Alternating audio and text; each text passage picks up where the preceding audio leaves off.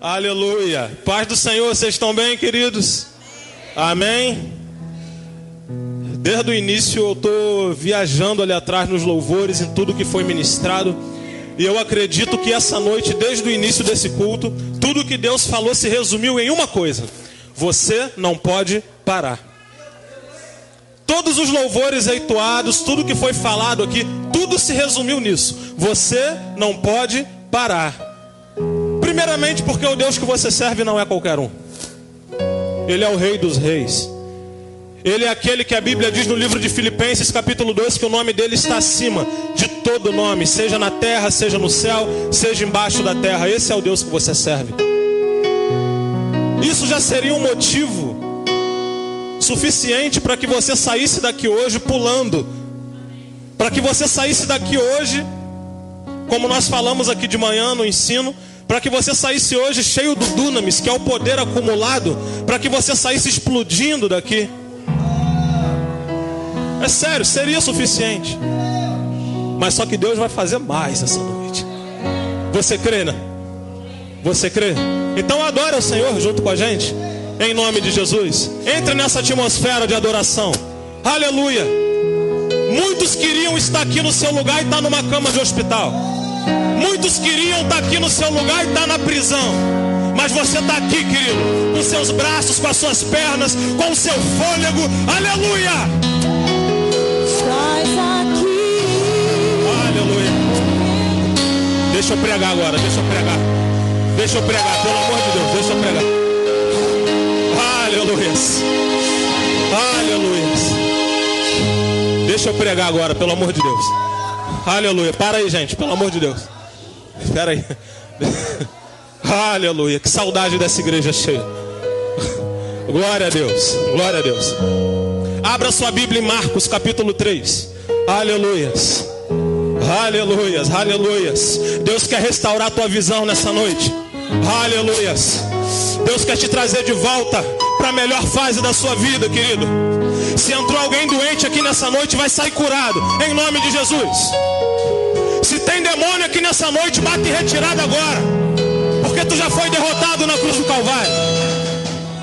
No ambiente de adoração não tem espaço. Não existe espaço para nenhum espírito maligno aqui dentro.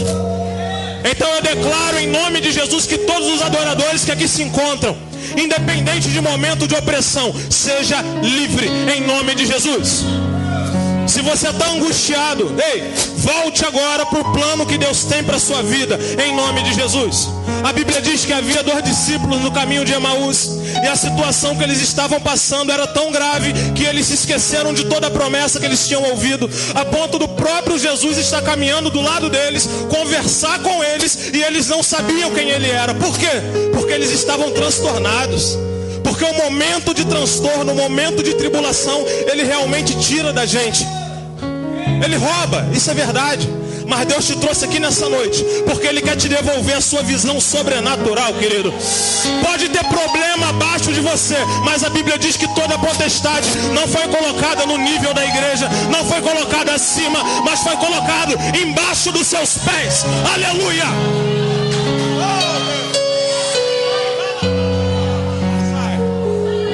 A pregação já foi embora agora. Aleluias.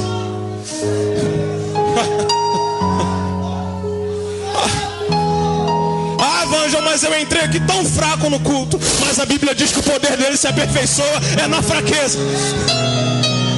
É aí que ele te quer. Se você entrou aqui fraco, seja bem-vindo ao culto dos fracos, porque Deus vai falar alto essa noite. Aleluias. Marcos capítulo 3, verso 13. O tema dessa mensagem é as 4 intenções de Deus com os discípulos. Deus tem 4 intenções com você. Você sabia disso? Volto a falar, talvez você entrou aqui nessa noite angustiado, talvez você entrou aqui machucado por causa de alguma coisa que alguém te falou, mas eu quero te mostrar na palavra que Deus tem 4 intenções contigo. E como você sabe, eu prego isso sempre aqui, Jesus é a fiel e a verdadeira representação de Deus. A Bíblia diz no livro de Hebreus, capítulo de número 1, que Jesus Cristo, ele é o perfeito esplendor da da glória de Deus. Então tudo que Jesus fazia, tudo que Jesus falava, tudo que Jesus Cristo afirmava ou negava, tudo isso era Deus fazendo. Então Jesus chama os seus discípulos com 4 finalidades. E se Jesus chama com 4 finalidades, isso significa diretamente que Deus tem 4 finalidades para a igreja. Mas talvez nesse período de coronavírus, talvez nesse período turbulento que a gente tem passado, muitos estão preocupados com seu emprego, se vai continuar trabalhando. Outros estão preocupados se vai morrer, se vai ficar doente. Eu volto a declarar, ninguém morre nessa igreja, pastor. E ninguém pegou coronavírus nessa igreja. E nós não fechamos desde o início, porque a presença de Deus está aqui nesse lugar. Você crê nisso? Essa fé o mundo não entende, porque isso é sobrenatural. Não sai por aí na rua falando que você não vai pegar, senão a pessoa até te bate. Porque isso é sobrenatural. A mente natural não compreende coisas sobrenaturais. Verso 13, vamos lá? Glória a Deus. 13. Subiu ao monte e chamou para junto dele os que ele quis, e eles vieram a ele. Repita comigo, vieram a ele. Designou 12. Atenção agora nas 4 intenções que Deus tem contigo. Designou 12 para que estivessem com ele, a fim de levá-los a pregar, para que tivessem autoridades para curar enfermidades e expulsar demônios. 4 intenções que Jesus demonstra com seus discípulos. Recapitulando: primeiro, estar com ele. Segundo, pregar o evangelho. Terceiro, curar enfermidades. E por último, expulsar demônios. Você pode dar glória a Deus por essa palavra?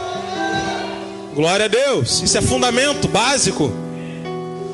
Isso é Bíblia aplicada nos nossos dias. Não adianta eu pregar algo antigo para você que não vai ter uma aplicação na sua vida, mas eu vou pregar algo para você para que você saia daqui nessa noite crendo em quem você realmente é. Que você foi chamado com uma missão. Que missão é essa? Estar com Cristo, pregar o evangelho, curar enfermos e expulsar demônios. 4 missões, querido, que foi designado para você. E quando eu leio isso, eu entendo muito bem o que a Bíblia diz no livro de Efésios, capítulo 2. Quando Cristo fala que nós somos membros da família de Deus, e que toda autoridade foi colocada abaixo de Jesus, e Jesus designou tudo isso sobre os pés da igreja. Você é autoridade no mundo espiritual. Você pode dar glória a Deus por isso? Repita comigo: eu sou autoridade no mundo espiritual. É isso. Mas para que você cumpra o seu papel de autoridade, é necessário... Pode sentar em nome de Jesus. É necessário que você entenda essas 4 missões que Deus te deu. E eu confesso que a primeira delas é a que eu mais gosto: estar com Ele. Quantos aqui estão com Cristo? Eu gosto de estar com Ele. Por mais que muitas das vezes seja difícil, Ele nunca disse que seria fácil. Muito pelo contrário, Ele disse: toma a sua cruz, carrega. Ele ainda diz: no mundo tereis aflições, mas tem de bom ânimo, porque eu venci o mundo. Ou seja, você também pode vencer o mundo. Estar com Ele, existe lado bom e lado ruim. Só que o interessante é que o lado bom é muito superior ao ruim. Porque estar com Deus, querido, não é apenas você vir para a igreja, não. Isso é algo muito superficial. Estar com Ele não é você estar em todas as escolas bíblicas, ou você estar em todas as quartas-feiras proféticas que tem aqui. É muito mais do que isso. Eu vou te dar um exemplo e você vai entender perfeitamente o que eu estou falando. A Bíblia diz que quando pegaram Jesus lá no monte, levaram Jesus até o local onde ele seria julgado, os discípulos se dispersaram. Claro, tinha que ser cumprido o que o profeta havia falado. Porém, um discípulo cismou de acompanhá-lo até o local onde ele seria julgado. Esse discípulo era Pedro. E estava ali aquele pessoal sentado, até que uma pessoa passou por Pedro e falou: ei, eu te conheço, rapaz. Você estava com ele. Pedro disse: eu? Não, nunca conheci ele. Aí depois passa outra pessoa e fala: ei, peraí, eu acho que eu te conheço. Você estava com ele? Pedro fala: não, eu não estava com ele. E aí pela terceira vez vem outra pessoa e fala: ei, você não me engana, porque até o teu jeito de falar é igual ao dele. Quando eu estou com Cristo, até o meu jeito de ser, até o meu jeito de tratar, até o meu jeito de se vestir, tudo é igual a ele, porque eu estou com ele. E isso é provado. Quando você anda muito com uma pessoa, você acaba sendo parecido com ela. Não fisicamente, mas nas atitudes. Você começa a ficar igual a ela. Então estar com Cristo para nós, nesse primeiro momento, significa identificação perfeita com Cristo. De forma que as pessoas olhem para você e necessariamente vai ver algo diferente. Como eu costumo dizer, vão se converter? Talvez sim, talvez não. Vão aceitar Jesus? Talvez sim, talvez não. Mas que vai ter uma virtude diferente em você, vai. Mas que vai ver algo diferente partindo da sua boca, vai. Mas quando tiver alguém doente, vai te chamar para orar. Quando tiver alguém passando por dificuldade, vai te chamar para interceder pela vida dele. Por quê? Porque esse é parecido com Cristo, e essa identificação já está sobre ele. Você compreende? Quem anda com ele, quanto mais você anda com ele, mais parecido com ele você vai ficar. Pode acreditar no que eu estou falando. Faz um teste a partir de hoje. Se você orava uma vez por dia, passa a orar 3. Se você lia a Bíblia meia hora por dia, passa a ler 2 horas e você vai ver o que eu estou falando. Daqui a pouco você vai estar igualzinho a ele. Daqui a pouco você vai estar dentro do ônibus falando para as pessoas que ama elas. Só toma cuidado, porque isso pode dar problema. Mas é verdade, irmãos. Quanto mais perto de Cristo eu estou, mais parecido com ele eu fico. Mas Vanja me fala mais coisas sobre estar com Cristo. Estar com Cristo é só o que? É um detalhe? Não, estar com Cristo é tudo. A Bíblia diz que existia 2 irmãs, Marta e Maria. Uma se preocupava em o quê? Em preparar as coisas para servir a ele. E a outra se preocupava em ficar pertinho dele, ouvindo tudo que ele dizia. Deixa eu te ensinar um segredo. Principalmente se você serve a Deus. Melhor do que servir é estar junto com ele. Mas Vanja, nem todo mundo que serve está junto, não. Tem muitas pessoas que servem a Deus e estão entrando em depressão. Está tão fadigado, está tão cansado, está tão exausto e está preocupado sempre em fazer o melhor. Não, eu tenho que fazer o melhor, eu tenho que servir, eu tenho que me desdobrar, eu tenho que explodir, quando a palavra diz que o que ele mais quer é que você esteja junto com ele. E a Bíblia diz que aquela mulher, a mulher que estava servindo, ela chegou para ele e perguntou: mestre, tu acha certo eu estar aqui trabalhando pra caramba e ela está aí? E ele diz: ei, ela escolheu a melhor parte. Na visão de Jesus, presta atenção, na visão de Jesus, estar com ele é melhor do que apenas servi-lo. Porque servir a Deus não significa que você está em comunhão. Servir a Deus muitas das vezes é mais um compromisso que você tem entre os seus irmãos do que propriamente com Deus. Mas quando você está com ele, querido, ele afirma: você escolheu a melhor parte. É a melhor parte. Estar com ele significa absorver tudo o que ele está falando. Uma estava preocupada em servir, a outra: eu quero ouvir tudo que ele estava falando. E ela estava lá nos pés dele, ela estava lá na perna dele, debruçada. Aleluia, eu fico imaginando tudo que aquela mulher estava ouvindo. Meu Deus. E a outra lá: eu tenho que fazer comida, eu tenho que fazer lanche. Ei, para de ser bobo. Esteja perto dele, esteja juntinho com ele. Invista seu tempo nisso, invista sua vida nisso, e você vai ver o que é a melhor parte do Evangelho. A melhor parte do Evangelho não é servir. Por mais que servir seja muito bom, servir te traz benefícios incríveis, principalmente quando você está no altar. Mas existe uma melhor parte, que é estar pertinho dele, absorvendo tudo aquele que ele tem para mim. Oh, aleluia. Absorvendo a palavra dele, aleluia. A Bíblia diz, aleluia, em Hebreus 4:26, que a palavra é mais penetrante do que qualquer espada de 2 gumes, a ponto de dividir alma e espírito, juntas e medulas, e de discernir pensamentos e intenções do coração. Quando você está perto dele, a palavra dele está tomando o seu espírito, está tomando a sua alma, está tomando a sua junta, está tomando a sua medula, aleluia. Tudo isso porque você está com Ele. Você entendeu? Você entendeu isso? Ah, Vângel, eu estou preocupado porque tem evento na minha igreja semana que vem. Eu tenho que fazer isso, eu tenho que fazer aquilo. Querido, esteja com Ele. Não perca isso de vista. Oh, glória. Muitas das vezes estar com Ele automaticamente vai gerar na sua vida uma certa perseguição. Esteja preparado para isso. Viu?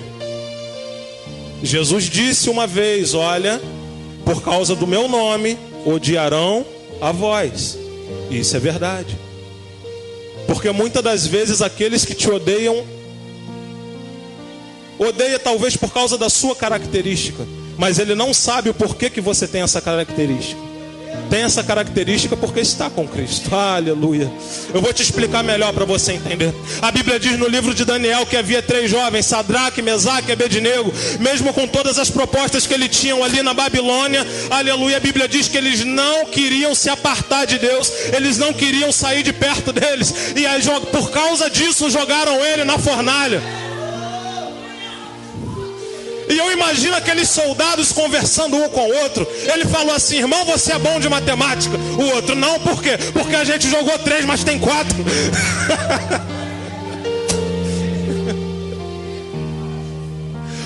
Porque é no pior momento da sua vida que as pessoas vão descobrir que você está com Ele. Eles não viram a presença dele enquanto eles estavam fora da fornalha, mas eles viram a presença dele quando eles estavam dentro.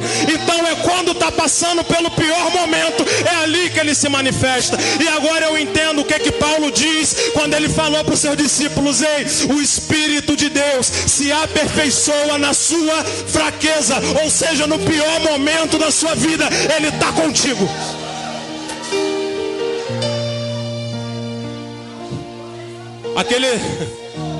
Aquele que te vê andando todo arrumadinho na rua igual o Luiz, andando todo cheiroso, indo para o trabalho, olhando para a sua vida e falando: ei, está tudo bem com ele.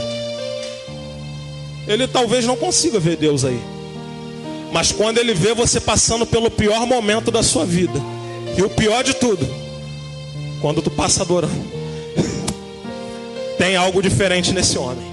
Tem algo diferente nessa mulher. Eu passei pela mesma coisa e quase me matei, mas ele passou pela mesma coisa e está rindo. Por quê? É o que a ministração de dança falou. Eu não sou movimentado por aquilo que os meus olhos veem, mas eu sou movimentado por aquilo que eu creio. Eu creio que ele está comigo. Eu posso desabar no chão, mas se a Bíblia diz que eu estou de pé, da minha boca não vai sair outra coisa. Eu posso estar deitado na cama doente, mas se a Bíblia diz que eu sou curado, da minha boca não sai outra coisa, irmão. Eu posso estar passando necessidade, mas se a Bíblia diz que eu sou herdeiro de todas as coisas, irmão, não vai sair outra coisa da minha boca. Não vai. O mundo pode se juntar e falar no meu ouvido que eu não sou um nada, que eu sou um Zé Ninguém, mas se a Bíblia diz que eu sou filho de Deus, querido, não sai outra coisa da minha boca. Estar com Cristo tem esse benefício. Estar somente com Ele. E hoje eu entendo por que Jesus ficou tão incomodado.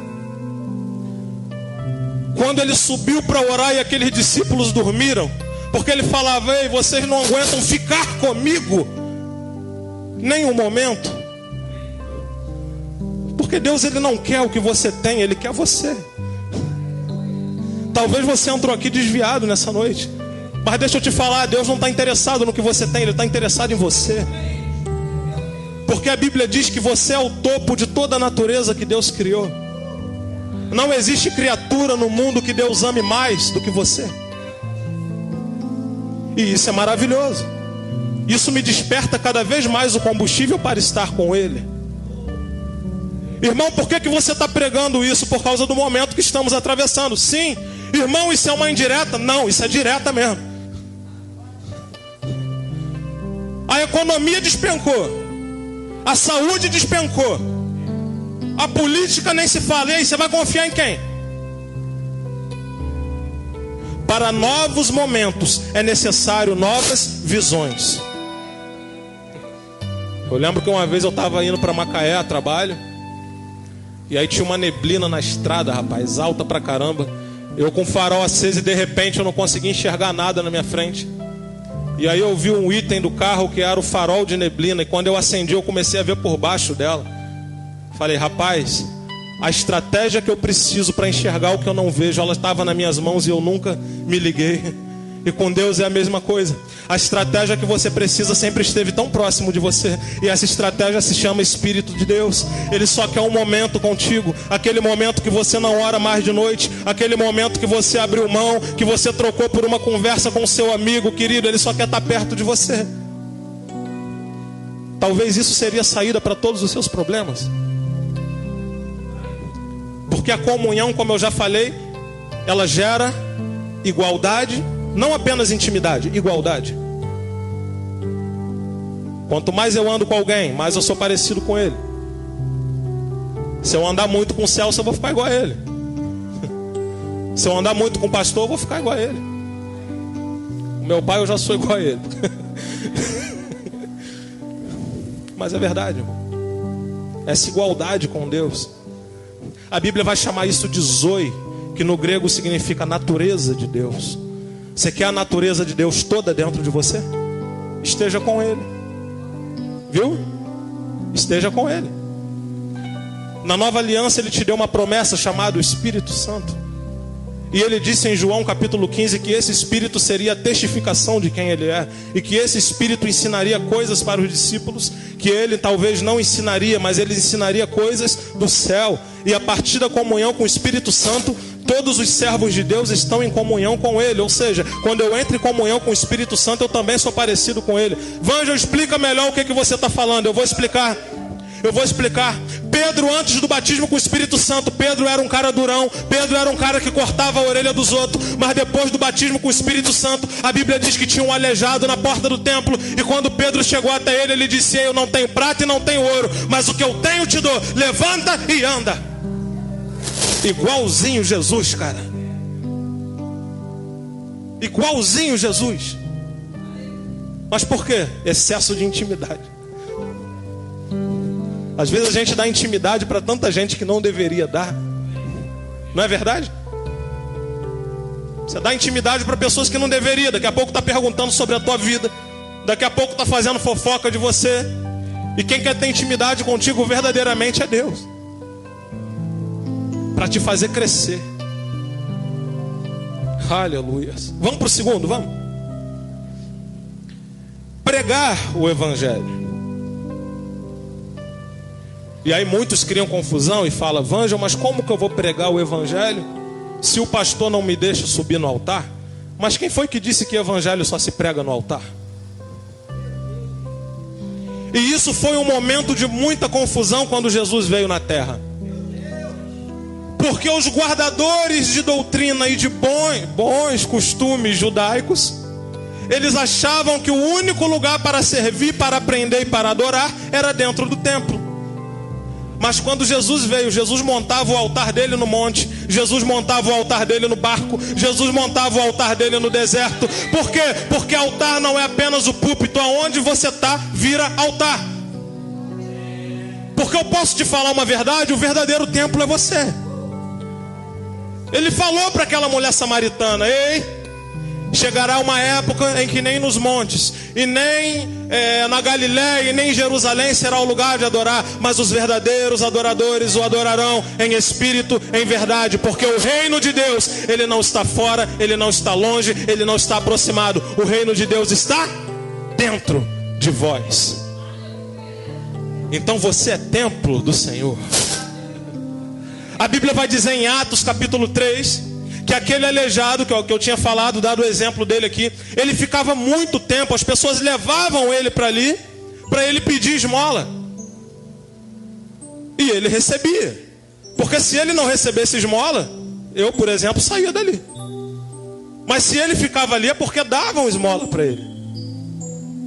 Porque o templo físico, ele até ajuda, mas ele não soluciona.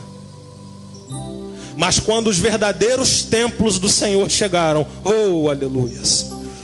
Quando os verdadeiros templos do Senhor chegaram, aquele homem deixou de ser coxo e passou a ter a saúde física perfeita.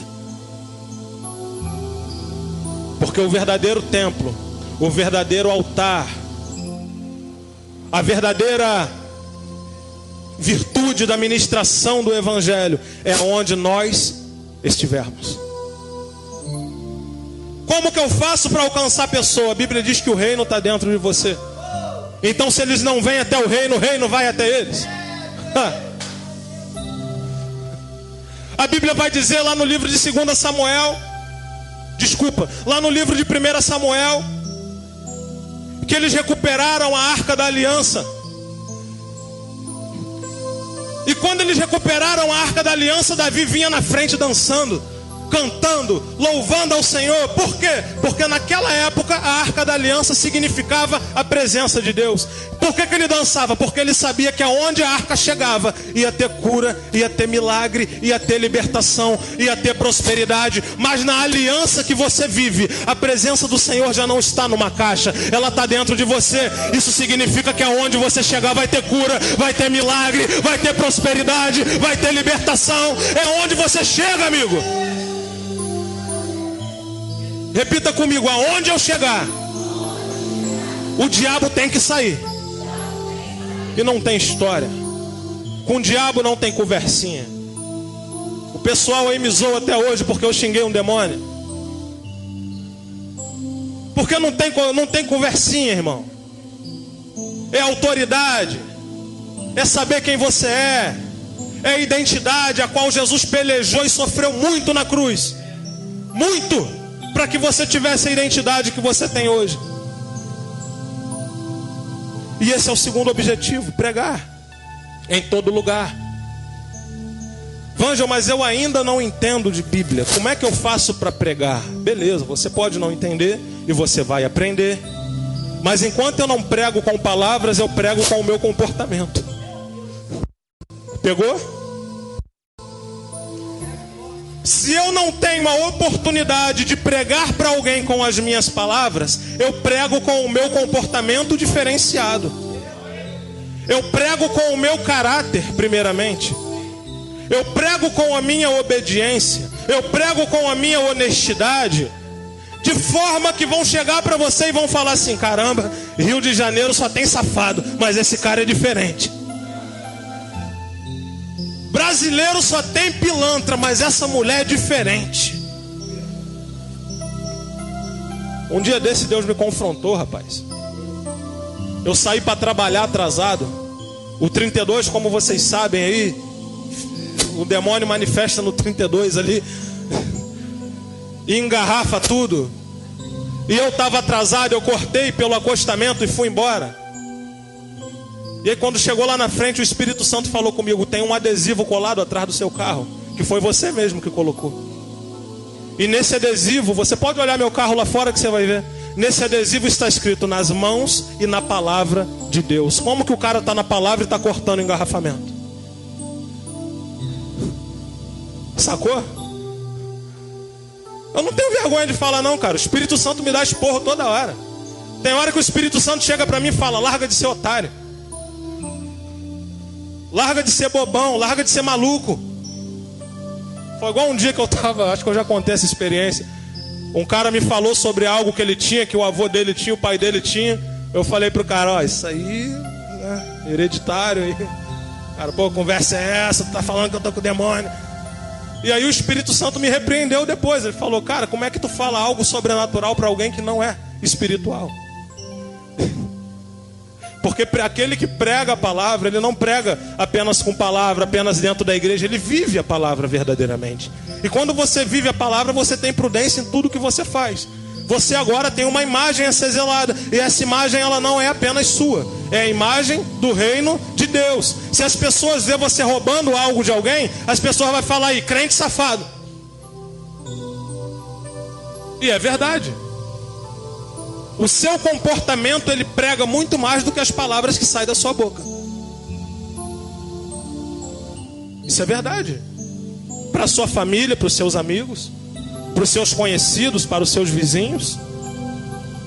Não, Vange, eu até me converti, mas eu sou daquele tipo de pessoa que se mexer comigo, o negócio não vai ficar bom, irmão. Então você tem que se converter de novo. Desculpa te falar isso. Ah, mas Pedro era um cara assim, eu posso ser também. Não, antes do batismo com o Espírito Santo ele era. Depois disso, ele ficou igualzinho Jesus. Então não é bem assim que a banda toca, não. Natureza de Deus não se manifesta apenas para eu fazer helicóptero, para eu fazer aviãozinho, para eu fazer, sei lá, nave espacial. Eu não sei o nome das paradas que as pessoas fazem. Mas a natureza de Deus, ela tem que refletir no meu caráter, primeiramente. Se não refletir no meu caráter, tem alguma coisa errada comigo. Pregar o Evangelho. Eu quero que você nunca se esqueça do que eu estou falando. Não é estar no altar. Não é nem apenas falar de Jesus para alguém. É você ter um comportamento no meio social que representa quem Jesus é. Como eu te falei no início da palavra, as pessoas olhavam para Pedro e diziam: olha, até o teu jeito de falar é igual dele. E você é igual. Nós somos iguais. O nosso jeito de falar, nosso jeito de tratar o outro, nosso jeito de abençoar as pessoas tem que ser igual a ele. Se Deus é um Deus abençoador, como é que você tem recurso sobrando e não ajuda o irmão que está passando necessidade? João fala sobre isso. Ele fala: aquele que diz amar o seu irmão e não ajuda, se o vê passando necessidade, ele é mentiroso. E é verdade. Porque amor é uma essência de Cristo. E amor não é com palavras, irmãos. Eu vou falar isso principalmente para os adolescentes que me escutam. Para de ficar acreditando em todo mundo que diz que te ama. Porque amor de verdade não é ficar falando eu te amo, é com atitude. Amor se prova com atitude. Se alguém fala muito te amo, te amo, te amo, não acredita. Amor requer atitude. E Jesus nos ensinou isso, porque Ele não apenas disse que nos amava, mas Ele se pendurou numa cruz para que nós tivéssemos hoje uma nova identidade.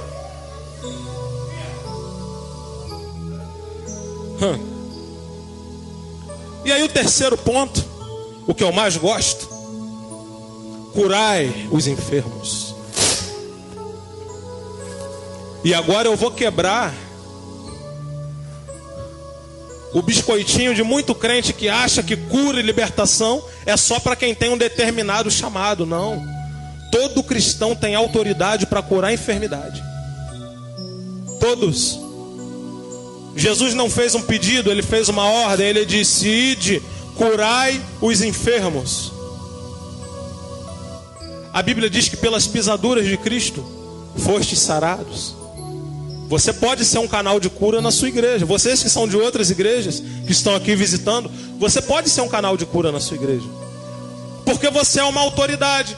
E uma autoridade, ela não faz apenas aquilo que ela quer, mas ela faz aquilo que ela foi designada a fazer. Se a Bíblia diz que pelas pisaduras de Cristo nós fomos sarados, e você vê uma pessoa que é fiel, que é verdadeira, enferma, irmão, declara sua autoridade sobre ela e manda consertar o que está errado. E vai ter que ajustar. Vai ter que ajustar. Eu não vou contar minhas experiências com cura, senão eu vou ficar aqui a noite inteira. Mas vai ter que ajustar, porque você é a autoridade. E não foi você que escolheu esse papel, foi Cristo que te deu. Ah, esse crente é metido, ele fica se comportando igual Jesus. Não, é Jesus que disse que você é igual a ele. Não foi você que quis isso. Não foi você que pediu. A Bíblia diz em 2 Coríntios capítulo 5 que nós somos embaixadores do reino.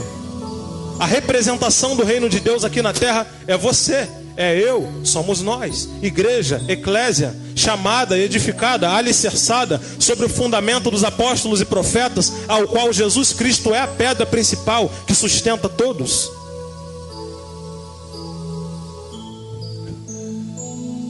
Ah, querido, mas eu tenho algo para te falar nessa noite.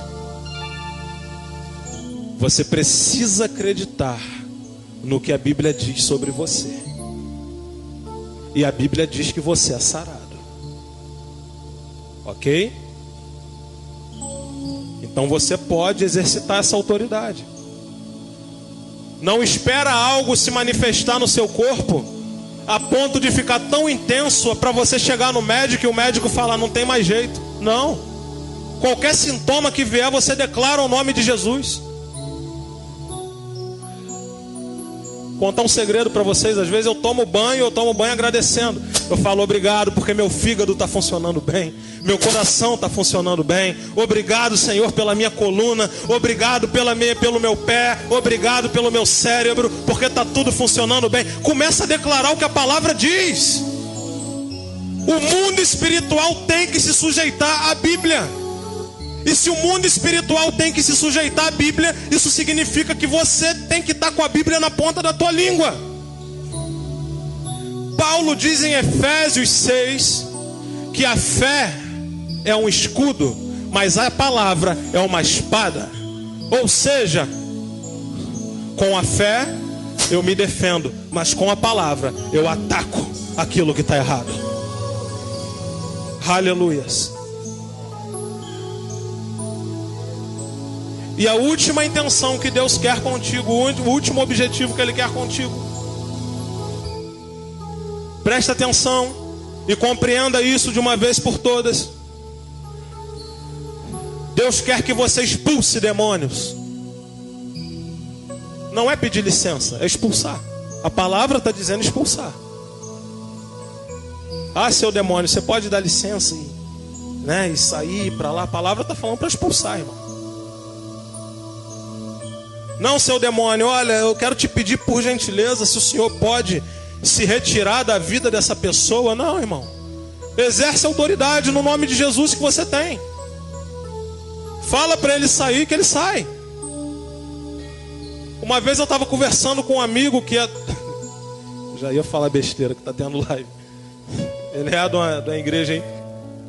Aí ele disse assim: cara, essa situação de demônio, eu sou assim. Eu não mexo com o bicho e o bicho não mexe comigo. É ele no canto dele e eu no meu. Porque quando ele acorda, meu irmão, aí o negócio fica estreito. Tem gente que acha que o demônio é tipo um vulcão, né? Que tá dormindo. Aí de repente ele acorda. E pronto, destruiu a vida de todo mundo. E tem crente... Aí, foi só falar dele. E tem crente que acha que não tem autoridade. Não, irmão, não tem autoridade porque eu pequei, né? Eu cometi aí um adultériozinho, eu bebi um negocinho, fumei um negócio, então eu não tenho autoridade. Irmão, tudo isso está ligado ao seu posicionamento. Porque da mesma forma que você cai, você pode se arrepender e ser uma nova criatura novamente. A Bíblia diz em João, na carta de João, que aquele que confessa os seus pecados, ele é fiel e justo, não apenas para perdoar, mas para purificar de todo o mal, ou seja, refazer uma nova criatura. Não, irmão, mas o demônio disse que se eu mexer muito com ele, ele vai entrar na minha casa e vai... Eu estava ouvindo uma história uma vez de um cara que... Porque poucos crentes sabem que a gula é pecado, né? Poucos crentes sabem. E o cara disse que ele foi numa lanchonete, encheu a cara de cachorro quente. E aí o demônio se manifestou na vizinha lá. Aí ele falou: vou expulsar não, porque eu cometi o pecado da gula. Vai ficar estranho o negócio. Aí o pessoal que estava com ele: vai assim mesmo, porque você tem autoridade. Ele foi, aí tá o demônio lá, fazendo aquele teatro todo que ele faz, né? Aquela palhaçada. Que ele não tem poder nenhum, ele é palhaço. O cara: sai em nome de Jesus. Ele: não vai sair não, porque tu encheu a cara de cachorro quente. Mas olha só, presta atenção. O problema dele não foi o cachorro quente. O problema dele foi que ele declarou que aquilo seria um impedimento. E se tem uma coisa que o diabo adora, é quando você declara algo que não é verdade, porque ele é o pai da mentira. Entendeu? O que ele mais gosta é quando o crente chega e fala assim: eu ia pregar na igreja tal, mas eu não vou não, porque senão o inimigo vai levantar furioso. Eu já vi gente falando isso. E aí o diabo adora, e ele fala mesmo: ah, meu irmão, se tu pregar lá, eu te mato. Eu te mato. Aí o crente fica dentro de casa assim: ah, eu vou pregar não. Irmão, quando eu tinha um ministério de teatro, eu ouvi isso tantas vezes. A galera que estava comigo sabe. O que aparecia de gente falando: ó, não faz essa peça não, porque tem demônio aí, e ele vai entrar e vai pegar vocês. Rapaz, toda a autoridade foi dada a nós. Deixa eu te falar uma coisa: você não está na defesa, você está no ataque. Deus não te chamou para você ser um crente defensivo, mas Ele te chamou para ser um crente que ataca. E é por isso que Ele disse: ide por todo mundo, expulsai demônio, curai enfermo. Ou seja, não é o mundo que vem até você, é você que vai até o mundo. Ou seja, quem ataca sou eu. Eu sou o Flamengo de Jorge Jesus e o demônio é o Botafogo. Desculpa. O pastor é botafoguense. Nunca mais subo no altar agora.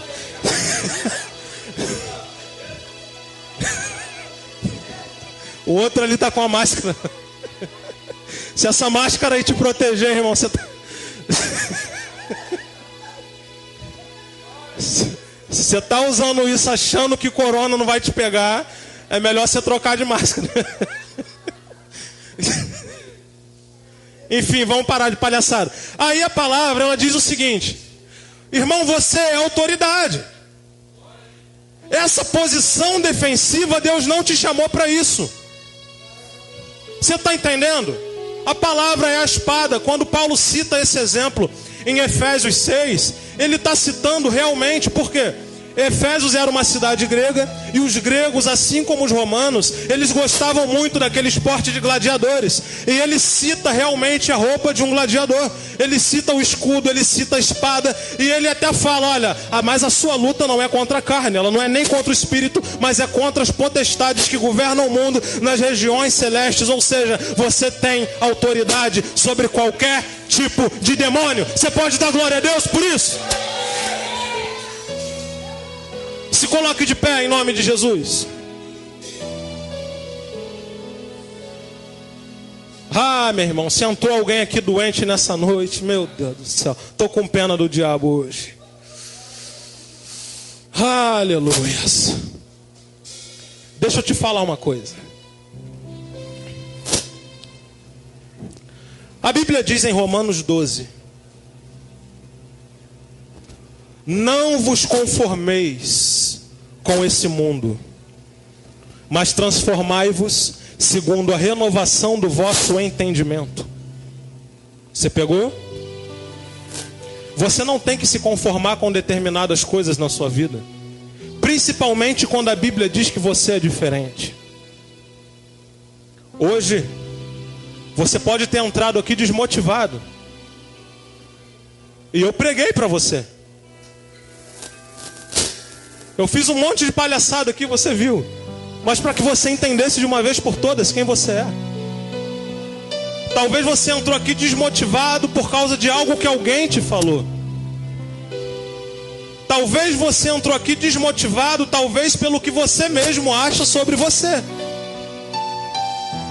Mas nessa noite, Deus quer levantar um grande exército aqui nesse lugar. E esse exército, querido, a Bíblia chama de embaixadores do reino, de ministros da reconciliação e de justificados pelo sangue de Jesus. A Bíblia chama esse exército de príncipes e princesas do Senhor.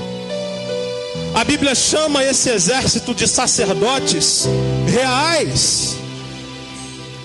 A Bíblia chama esse exército de noiva de Cristo. Acha que Deus não te protege você sendo noiva dele? Acha mesmo que ele te desamparou?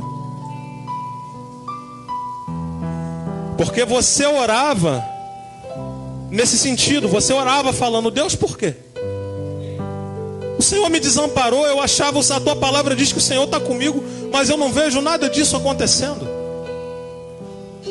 Mas Deus te trouxe aqui nessa noite para despertar em você a sua consciência em relação a essa nova identidade. As suas mãos podem fazer coisas extraordinárias. A sua boca pode fazer coisas extraordinárias. O seu caminhar pode promover edificação. Porque não foi você que escolheu a Deus, a Bíblia diz que foi Ele que escolheu a vós. Porque no casamento judaico não é a noiva que escolhe o noivo, é o noivo que escolhe a noiva. E ele escolhe ela quando ela ainda é criancinha. E ele fala, eu quero ela. E sobre você que é a noiva de Cristo, a Bíblia diz a mesma coisa. Não foi vós que me escolhestes, fui eu que escolhi a vós.